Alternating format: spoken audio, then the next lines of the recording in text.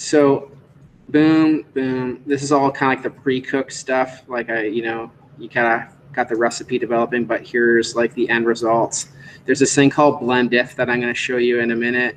And then down in here, I added some gradient maps to things.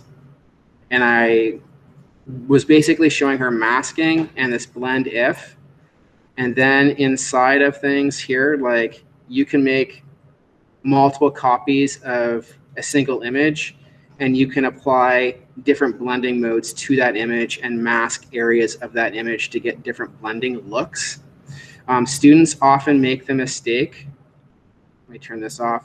So here's the unedited thing right here where I'm going to start. These were all the results. So my suggestion's unedited. So you can bring in this, and she went and got royalty-free images, which is awesome.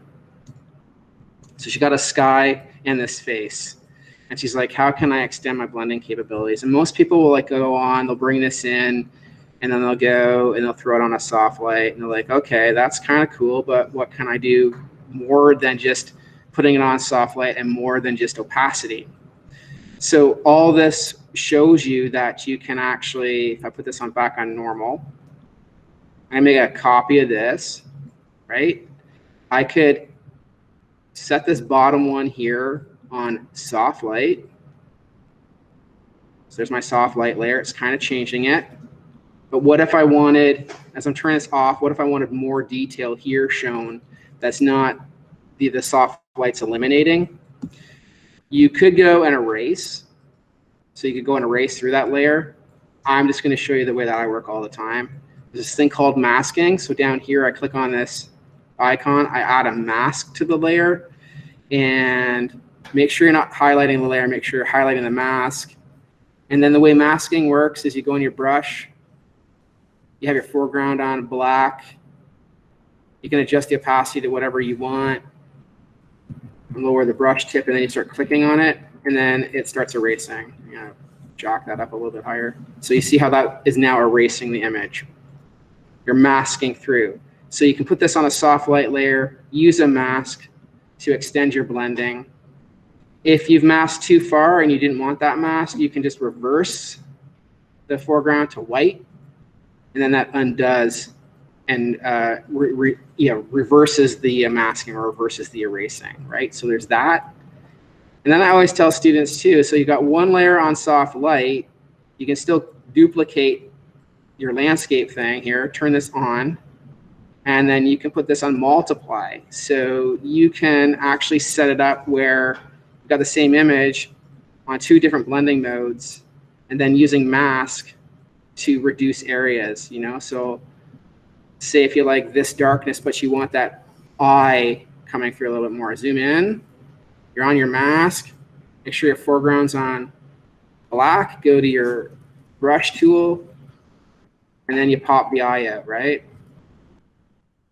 And then you can kind of go, well, maybe I like some of these whiter areas, so go back to the brush, reduce that to around 40 or 50, extend the size, and then you can start just tweaking and kind of dusting. I call it dusting the areas. And zoom in there. And then before you know it, you got a multiply layer that you've masked and kind of like adjusted the opacity just through erasing with the mask, and a soft light layer, right? So that extends your blending capabilities. Just so that you know, you can highlight. If you hover over the mask, you highlight it, right click, you can disable the mask. So you can see what it looks like before, or right click, enable it, and you can apply the mask and whatnot. And the other thing is, just to get your head around this extended blending, I'm going to take the face layer, I'm going to duplicate it, I'm going to move the face on top of here. So now the face on top of there, and then you can apply a blending mode to the face. Let's try overlay, so it really pops the eye a bit more. And then again, throw a mask on that. It's all masking, and multiple layers with multiple blending modes will give you a lot more capability in your blending. So then you can come around here. I'm going to crank this up a bit higher. And then you can start erasing through here. So you get the idea, right? And then I can go down and I can start highlighting other masked areas that I want and kind of start erasing as I see fit, kind of working them all together if I need to. The other extended thing I showed her was now I'm going to duplicate this. I'm going to go put this up here. I'm going to go into this folder. Everything's in a folder here. And I'm just going to add some adjustment layers very quickly. So gradient map will do something pretty dramatic right off the bat. I can reverse that if I want to. I can go and pick other gradients if I so choose.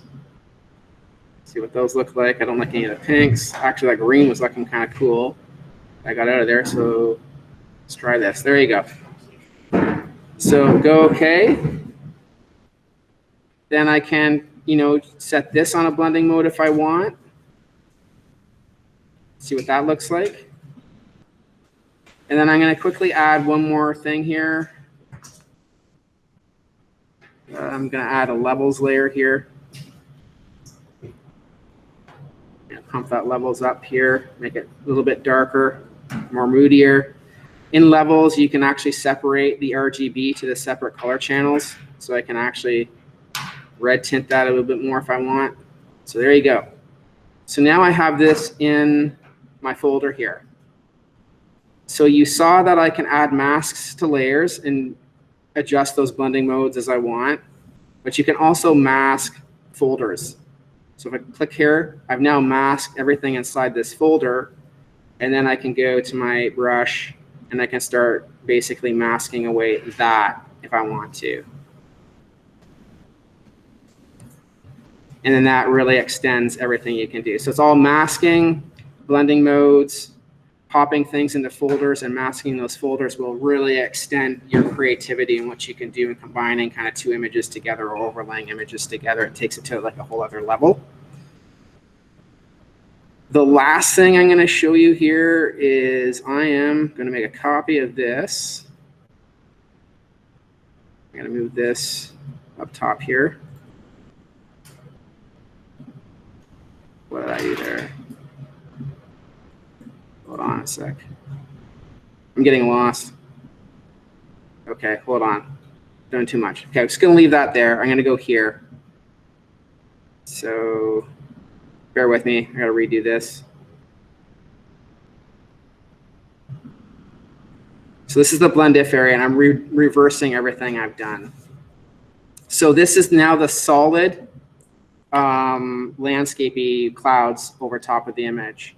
The other thing you can do in terms of advanced blending, it's called blend diff. I refer to it as luminance blending because what's going on is you have your layer on top, the layer below, and then you're kind of playing around with the luminosity and blending the luminosity together between the two layers, right? So if you do that, the way you reach that is you double click on this.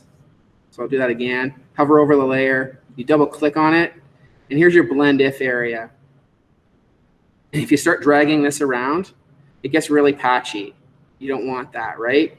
But if you see the Alt key, if I press and hold the Alt key down and drag these, it separates them. And now it's a smoother blend. Right? So you get that kind of look going on. And then you can separate these into the color channels.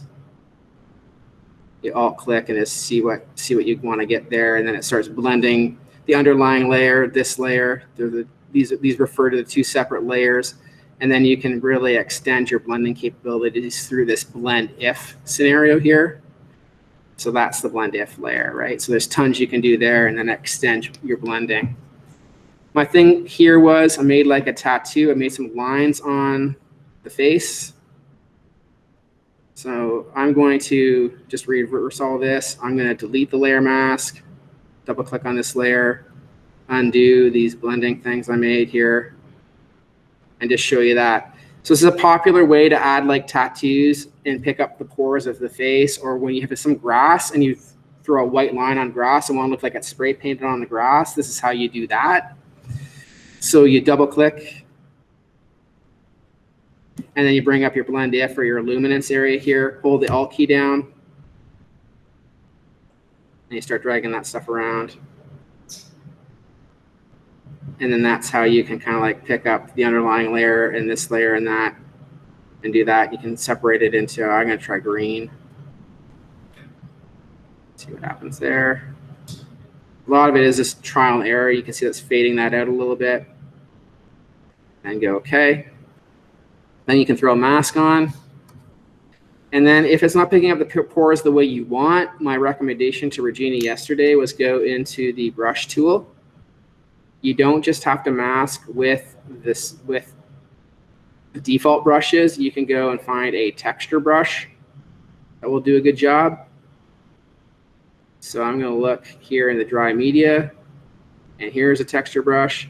So you can just click that, reduce the size of it if you need to, and click that. And that's kind of like adding some kind of like pores to the skin. And then I'm on the mask, and you can go to the smudge tool. And you can, well, that did too much. Smudging at 90% is never a good idea. So reduce that.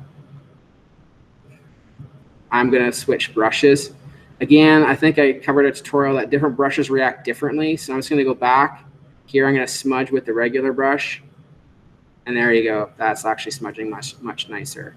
So you can actually go to a texture brush, add textures to your mask, and then extend all your blending, whatever you want to do. And again, right click, you can disable the layer mask, enable it, you can delete it or apply it. So now you know right here, making multiple copies of the layer, setting them to different blending modes, and then using the mask to create like an opacity or erase through to blend that together. And now you know that you can place things in a folder, and you can actually mask those folders. And if you double click on a layer here, it brings you to this blend if area. Press and hold the Alt key, separates the triangles, and you get a smooth blending going on. And that is all kind of intermediate to like more advanced blending things for you, right? That's the tutorial.